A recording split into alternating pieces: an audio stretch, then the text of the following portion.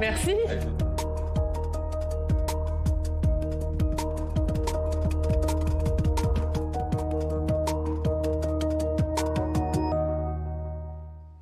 Et notre invité ce matin, c'est Thierry Breton. Bonjour. Bonjour. Merci beaucoup d'être avec nous, Thierry Breton, commissaire européen au marché intérieur.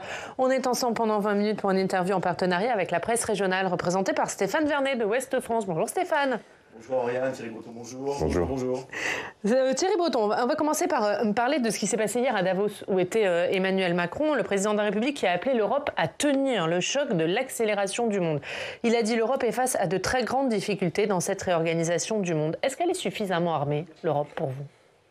L'Europe, de plus en plus, est un continent qui réalise évidemment ce qui se passe autour de lui. On n'a pas attendu, évidemment, je dirais, les dernières nouvelles aux États-Unis, les dernières nouvelles également en Ukraine, voire en Chine. L'Europe doit prendre son destin en main.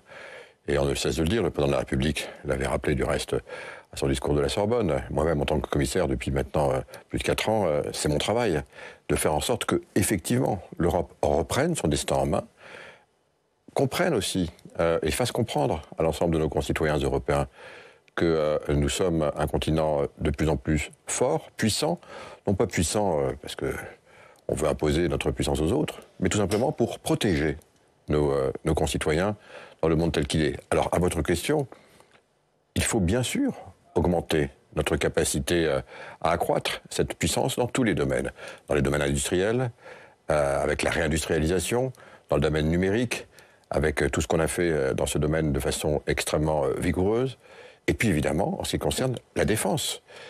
L'Europe dépense aujourd'hui, quand on additionne tous les États membres, 200 milliards d'euros par an, mais on le fait encore de façon trop dispersée. Il faut augmenter nos capacités de défense, il faut augmenter la capacité de le faire ensemble, et c'est aussi tout mon travail. Et justement, on va en parler. Juste un dernier mot, mais c'est un rapport avec ce que vous venez de dire. Emmanuel Macron, hier, il a appelé les Européens à émettre à nouveau de la dette commune pour investir dans les priorités d'avenir. Est-ce que les Européens vont suivre, selon vous, ou est-ce que ça restera un vœu pieux ? Non, vous savez, on l'a vu avec toutes les crises que nous avons affrontées, j'allais dire les unes après les autres au cours des dernières années. Personne ne s'attendait à la crise de la Covid. On a réussi à trouver les moyens pour lutter contre, pour devenir en quelques mois, du reste, la pharmacie du monde, vacciner l'ensemble de nos concitoyens, mais aussi plus de 100 pays. On a su trouver les moyens de résister aux conséquences, et notamment aux conséquences économiques et sociales, avec le programme Next Generation EU, où effectivement nous avons émis de la dette en commun pour protéger l'ensemble du secteur économique, des fermetures administratives, j'allais dire, qui étaient la conséquence du Covid. On a su trouver les moyens également pour la crise de l'énergie, conséquence de l'agression de Vladimir Poutine en Russie. Donc là, ça veut dire que les États membres sont prêts à nouveau à suivre Emmanuel Macron là-dessus sur cette dette commune ? Mon message, c'est que l'Europe, elle fonctionne de mieux en mieux en ayant conscience des problèmes à affronter, en se donnant ensuite les moyens de les surmonter. Donc le problème, maintenant, il est clair. Le problème, et notamment en ce qui concerne la défense, c'est l'agression de Vladimir Poutine en Ukraine.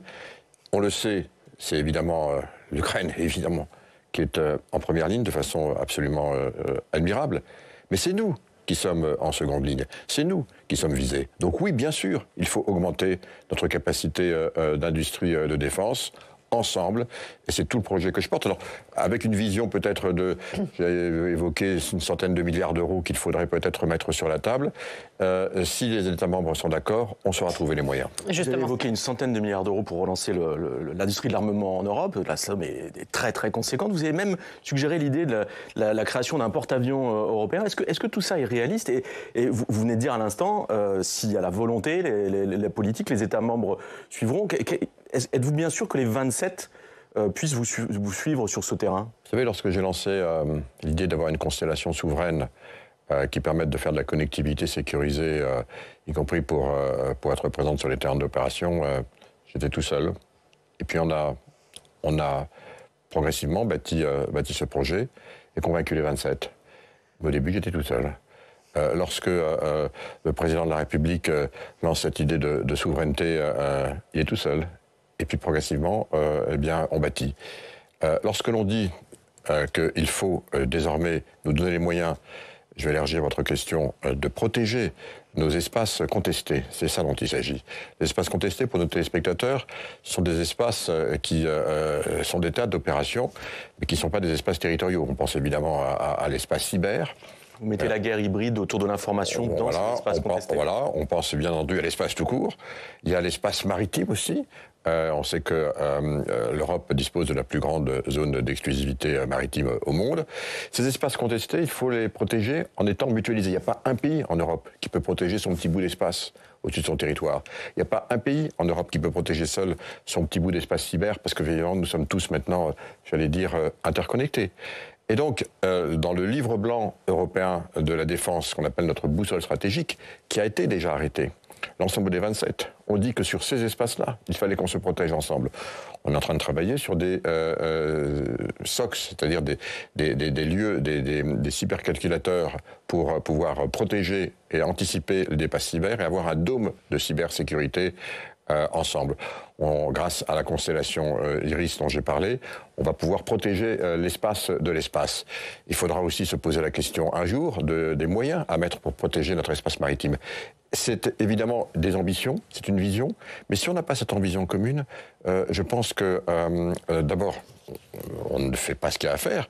Le président de la République l'a dit, l'Europe risque d'être très, très affectée. Donc oui, il faut être ambitieux. Les temps nous appelle aujourd'hui à cette ambition. Alors les temps nous appellent à cette ambition. Il y a aussi une urgence, selon vous. On voit par exemple, il est de l'ordre du possible que Donald Trump soit réélu aux États-Unis à l'automne prochain.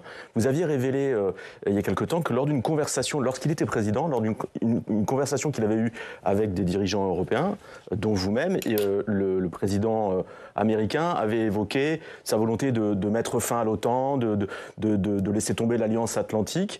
Est-ce que si Donald Trump revenait aux manettes aujourd'hui aux États-Unis, il pourrait vraiment mettre fin à l'OTAN ? Alors bien sûr, on a tous suivi, vous avez commenté ce qui s'est passé à l'occasion du caucus de l'Iowa, où effectivement Donald Trump a emporté, j'allais dire très haut la main, ce caucus. Donc il est aujourd'hui clairement candidat désigné, en tout cas à l'investiture.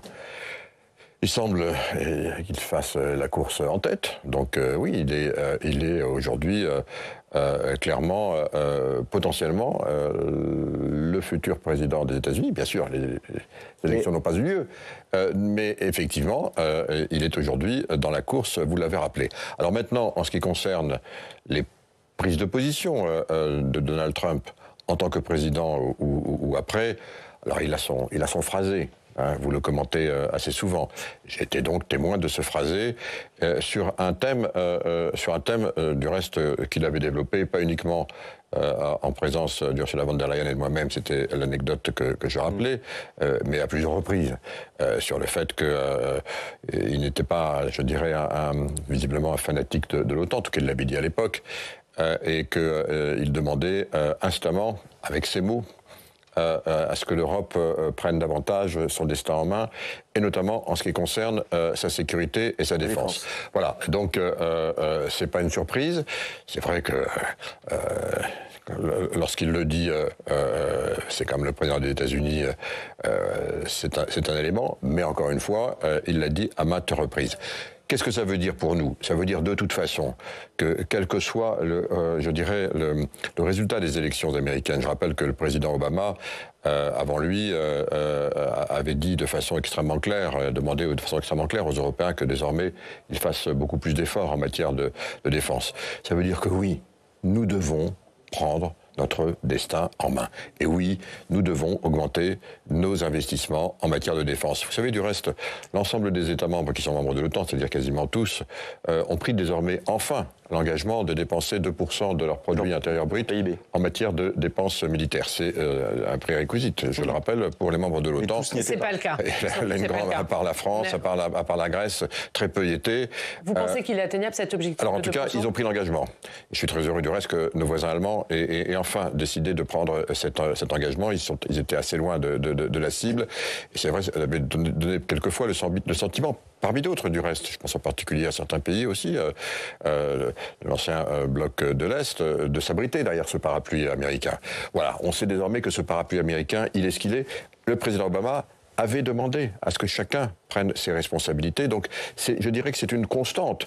Il faut que pour nous, on en tire les leçons. Si tous les pays, pour nos téléspectateurs, si tous les pays, les États membres, membres de l'OTAN en Europe, montent effectivement 2%, conformément à l'engagement qu'ils ont désormais tous pris, avec un calendrier dans les années qui viennent, c'est 143 milliards d'euros de plus qui seront investis chaque année en matière de défense. Donc voilà, mon travail aussi, c'est de faire en sorte que la base industrielle européenne de défense augmente ses capacités, parce qu'évidemment, ce qu'on souhaite, d'abord, c'est qu'on réalise effectivement cette décision, qu'on la mette en œuvre, mais aussi que ceci bénéficie à nos industries et derrière aussi à nos emplois. Je vais reformuler ma question autrement, de manière beaucoup plus directe. Imaginons que si demain, les États-Unis décidaient de laisser tomber l'Ukraine, toute aide à l'Ukraine, est-ce que l'Europe est prête à prendre le relais?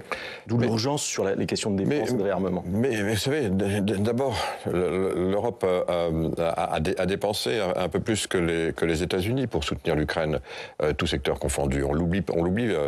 Je le redis, le président de la République l'a dit, Ursula von der Leyen l'a dit, Charles Michel, le président du Conseil européen, l'a dit également. C'est notre destin qui est en jeu.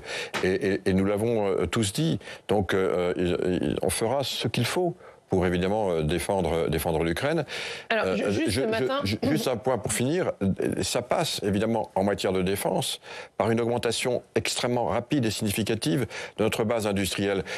On sait tout faire en matière de défense en Europe. On sait tout faire. On sait faire les missiles les plus sophistiqués, les missiles hypersoniques, des sous-marins nucléaires, des porte-avions nucléaires, les avions de combat les plus perfectionnés, les chars les plus modernes. On sait tout faire. Le problème, c'est qu'il faut qu'on le fasse maintenant plus vite, et donc qu'on augmente notre capacité industrielle. C'est tout le projet que je porte. On va en discuter du reste à l'occasion du prochain Conseil européen du 1er février. Nous présenterons nous-mêmes du reste à son invitation donc une communication très avancée sur les voies et moyens pour augmenter notre capacité de défense à la fin du mois de février. Donc voilà, c'est pas parce qu'il y a des élections qu'on ralentit. Je dirais au contraire, on accélère. Ce matin, dans Le Parisien, Sébastien Cornu, le ministre des Armées, annonce la production de 78 canons César à destination de l'Ukraine, et il dit, en incitant les Européens et nos alliés à se partager cette facture, la France amorcera le financement pour entraîner les autres. Est-ce que les autres vont suivre?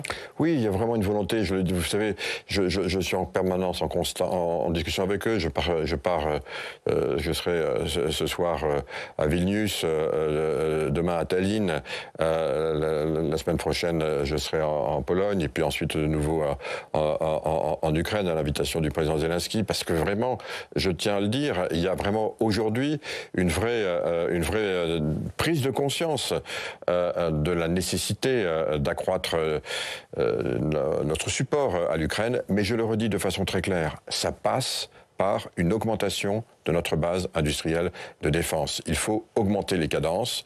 On a parlé, le président de la République, souvent du reste à juste titre, de la nécessité de passer, entre guillemets, dans une sorte d'économie de guerre pour les industries de défense. Il faut augmenter les cadences.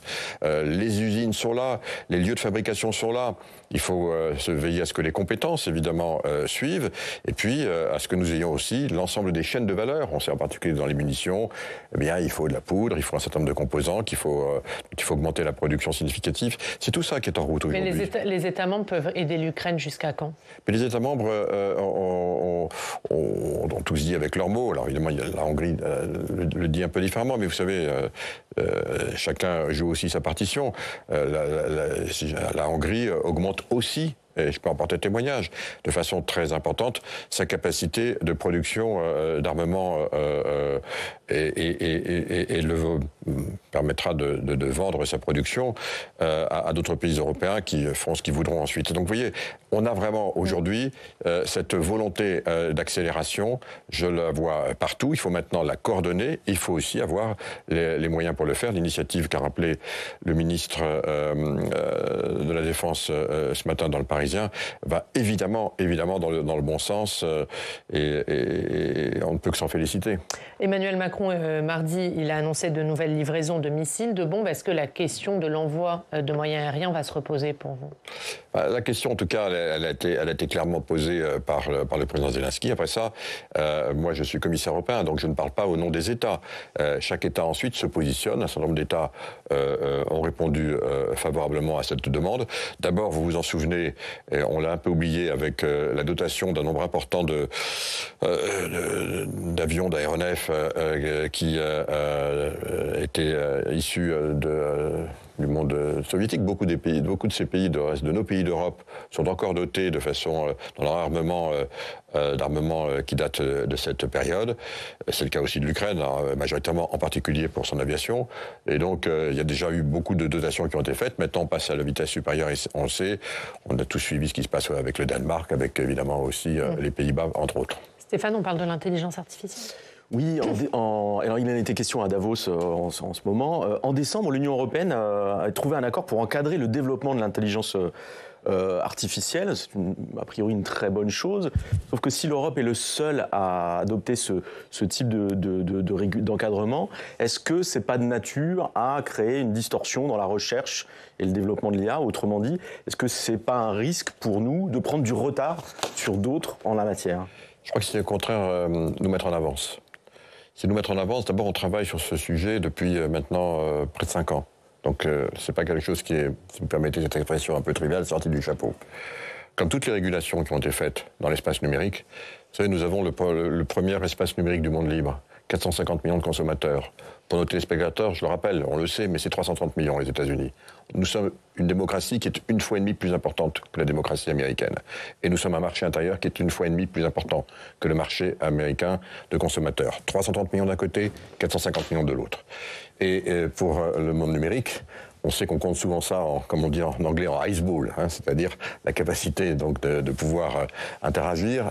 C'est donc ça le marché intérieur numérique aujourd'hui européen. Grâce aux régulations que nous avons mises en place, j'ai toujours entendu ça au début. Et les Américains étaient les premiers à dire non, faites pas une régulation parce que vous allez empêcher l'innovation. Et puis après ça, ils viennent pour nous remercier de l'avoir faite parce qu'eux n'arrivent pas à la faire, parce que c'est très compliqué de le mettre, et ça leur permet de faire la même chose. Donc je connais la musique, je connais les lobbies. Mais nous, vous voyez, on est là pour protéger nos concitoyens. C'est notre rôle et c'est mon travail. Derrière, pour les entreprises, c'est très important de savoir aussi, surtout dans cet espace, au fond, ce qu'elles peuvent faire et ce qu'elles peuvent pas faire. Il faut faire la distinction entre la recherche et développement et le marché intérieur, la pénétration du marché intérieur. Sur la régulation de l'intelligence artificielle, il n'y a aucune contrainte pour la recherche et développement. Zéro. D'accord. Ça veut donc dire que, et c'était quelque chose qui était très important, j'en ai beaucoup parlé évidemment avec l'ensemble des États membres, et en particulier avec le gouvernement français, c'était une demande explicite du président de la République, elle a été respectée, il avait raison. Donc zéro, je veux juste terminer, c'est très important, zéro contrainte sur la recherche et développement, et au contraire, vous venez en Europe, vous allez avoir en plus un accès, et dans certains cas gratuit, à de la puissance de calcul, on met tout le réseau des supercalculateurs, il y en a 8, EuroHPC, le plus important réseau de puissance de calcul au monde, à destination des startups qui vont vouloir venir entraîner leur modèle en Europe. On sait que c'est un élément absolument clé. Deuxième élément, il faut évidemment derrière encadrer les risques. Alors ça n'a rien à voir.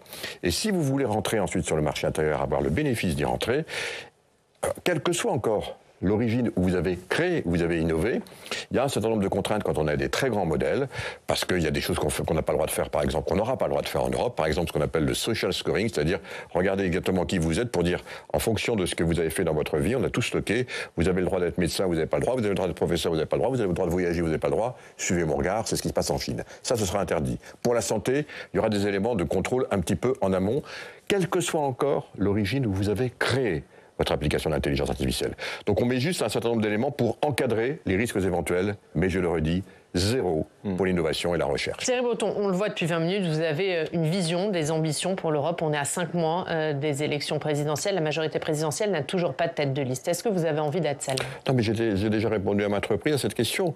Quand on est dans ces fonctions, d'abord, c'est pas des envies ou des non-envies. On est là pour servir. Moi, j'ai dit de façon extrêmement claire que ça ne marche pas comme ça. On n'est pas candidat à ce type de fonction. En tout cas, moi, avec l'expérience qui est la mienne, et je l'ai appris depuis bien longtemps. Mais est-ce que vous avez été sollicité par Emmanuel Macron ? On n'est pas candidat. D'abord, si j'avais été sollicité, je vous le dirais pas. Et ensuite, ça se passe, vous l'avez vu, je crois, y compris à l'occasion J'ai cru comprendre qu'il y avait eu un remaniement en France il y a peu de temps. Vous avez compris comment ça marche en politique. J'ai un tout petit peu d'expérience politique, comme vous le savez. J'ai toujours vu que ça se passe généralement dans les dernières minutes sur la finish line. Mais justement, c'est parce qu'il y a eu un remaniement. C'est pas l'heure, après l'heure non plus. Ben voilà, l'heure n'est pas encore venue. Et je le dis encore une fois, de façon extrêmement claire. C'est évidemment le président de la République, le chef de la majorité, qui décideront.